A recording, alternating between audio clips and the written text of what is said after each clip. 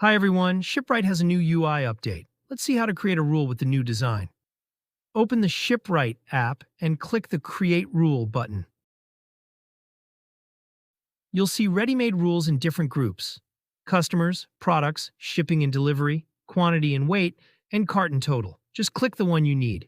If we click on a pre-built rule, it takes you straight to the rule page with the condition already selected. You just need to add the value per your need and save. If you need a custom rule, you can click Smart Rule Builder at the top right.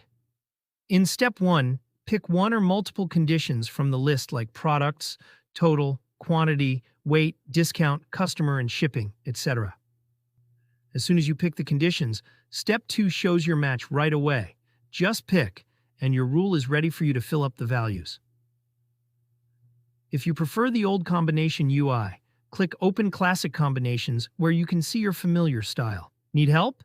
Use live chat or visit our contact page for email and WhatsApp support. Thanks for using the ShipRight app. Happy selling!